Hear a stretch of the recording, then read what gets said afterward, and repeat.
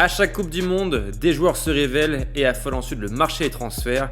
Et 2 semaines de la fermeture du mercato, c'est le moment de faire le point. Je vais vous proposer 5 joueurs qui ont été transférés et n'hésitez pas à me dire en commentaire ceux que j'ai oubliés pour une partie 2. On commence avec ASM Hassan, révélé avec l'Égypte contre l'Argentine, qui est joué à Oviedo. Il a été vendu au Celtic Glasgow, un transfert qui peut surprendre puisqu'il a été un temps courtisé par des clubs français, du moins il y a eu des rumeurs. Et je pense qu'effectivement, il avait le niveau pour atteindre un club un peu plus important. Maintenant, potentiellement, il va jouer la Ligue des Champions avec le club écossais. Et je pense qu'il va faire très mal en Écosse. Autre joueur très peu connu, Patrick Beach, qui jouait à Melbourne, qui s'est révélé avec l'Australie au poste de gardien de but. Il a été transféré à 3, promu en Ligue 1. Et il sera le titulaire après le départ de Nicolas Lemaitre. À voir ce que ça va donner, mais clairement, il sera surveillé.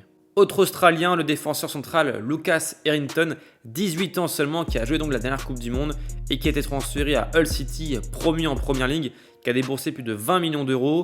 Il accompagnera Nobel Mendy, le Sénégalais, en défense centrale et vraiment je pense qu'il peut devenir l'une des belles surprises de la Première Ligue. Et en parlant d'Hull City, le Suédois Elof Stroud a également rejoint le club.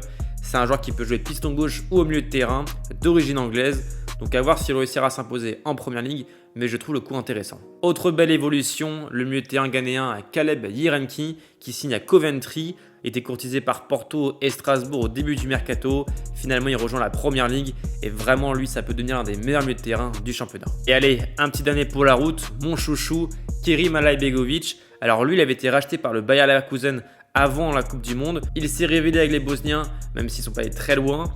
Et derrière, transfert à la Juventus de Turin pour, je crois, 30 millions d'euros. Je suis pas ultra fan du move.